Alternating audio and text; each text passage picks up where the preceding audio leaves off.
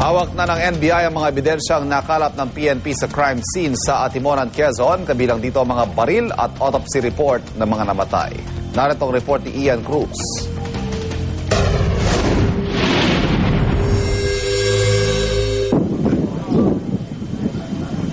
Pinakunahan ng PNP Crime Lab ang pagbigay ng mga ebidensya sa NBI. Kasama sa mga na-turnover ay ang 200 piraso ng slugs at basyo ng bala. 102 sa basyong ito ay nagmula raw sa M16 rifle. 36 galing sa kalibre 45, 34 mula sa M14 at 15 naman ay galing sa 9mm. Turnover na rin ang 14 na baril na nakuha sa crime scene at sinasabing galing sa mga nasawi. Kabilang isang M16, isang M14, 11 kalibre ng 45 at isang 9mm.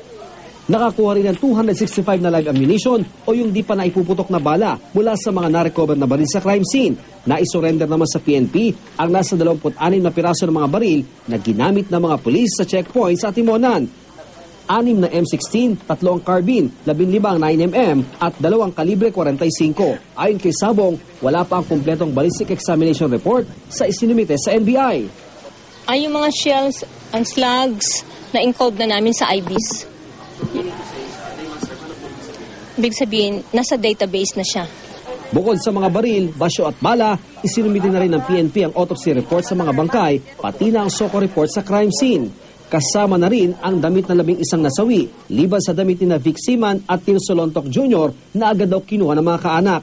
Wala sa mga naisalin sa NBI ang baril ni Superintendent Hansel Marantan, pero hawak na raw ng NBI ang isang bala na nakuha sa katawan ni Marantan. Yung slug, nakuha na namin sa ospital. Itinurnover na sa amin.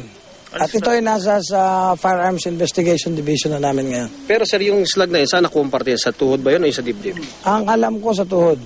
Makikipag-ugnayan din daw sa mga abogado ni Marantan ng NBI para makuha ang baril na ginamit nito sa operasyon sa Atimonan. Para sa unang balita, Ian Cruz reporting.